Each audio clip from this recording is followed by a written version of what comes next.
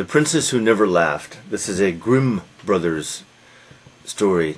Die Gebrüder Grimm aus Deutschland. Okay, so once there was a princess. Her father was very worried about her because she never laughed. She had never laughed in her whole life. And so he sent out a message saying, anyone who can make my daughter laugh, to that person I will give a crown and a golden throne, and he can marry my daughter. Well, and be the prince and king.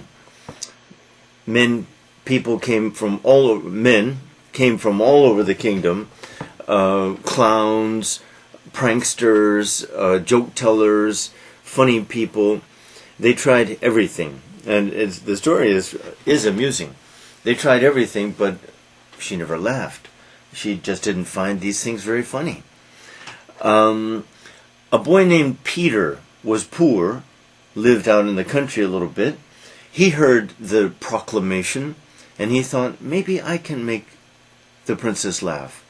So he went to town, went to the palace, but instead of going directly to the princess, he took his time.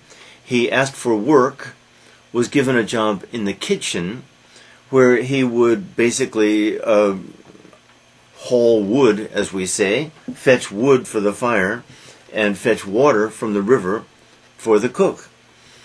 He kept this work up for a while, watching every day for any opportunity he might have to make the princess laugh. One day he had to go to the river to fetch some water.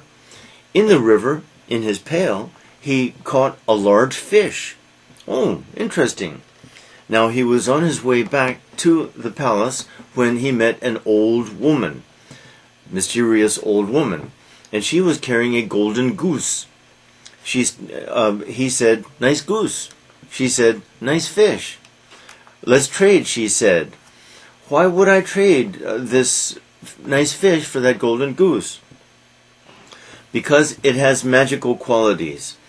If anyone stops to pet this goose, and everyone wants to pet the goose, if you say magic words, that person will stick to the goose and not be able to work him or herself loose, remove his hand. Okay, if you teach me the magic words, I will make the trade. And the magic words are, if you'd like to come along, hang on. Okay, so he made the trade. Then, walking along with his magic goose, he saw a young girl. And the girl said, oh, what a beautiful goose. I'd like to pet him. No, you can't. She insisted. So she pet the goose, and so he, I think, experimenting, said, if you'd like to come along, hang on. Suddenly, she could not release her hand from that golden goose. So Peter walked on, the girl struggling, but having to stay with Peter. Second, her father, the girl's father, saw this and came up to them. Peter said to him, if you'd like to come along, hang on. And now he was stuck. I think not to the goose, but to his daughter. Because this is a chain. They can't all be attached to the goose. So he was stuck too. Then Peter saw a fiddler fiddling along. He was attracted to the goose too. So Peter said to him, if you'd like to come along, hang on. Suddenly he can't get loose either. This is beginning to look ridiculous. Then a gardener with his hoe and his rake, two unwieldy large tools, was attracted to the goose too. If you'd like to come along, hang on. Well, now this is getting ridiculous. A large crowd of people, all of them making noise. But the fiddler started to play. And as they entered the palace, everyone came out, almost everyone, to watch and dance and sing, because the music was very nice and people were happy, though the situation was certainly comical. Just then, the cook came out. She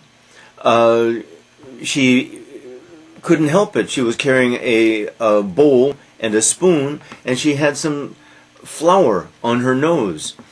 The gardener said, "Look how ridiculous she looks."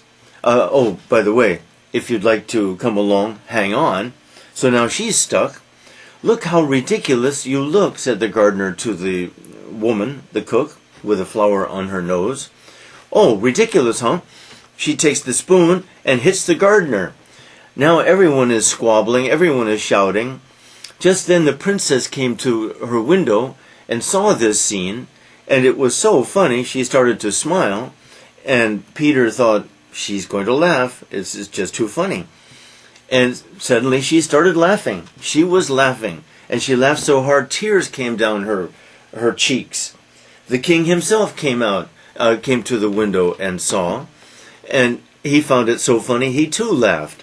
Now everyone was laughing, and they laughed so hard that I guess the spell was broken. In any case, they were loosened both from the spell and from each other, and everyone was okay.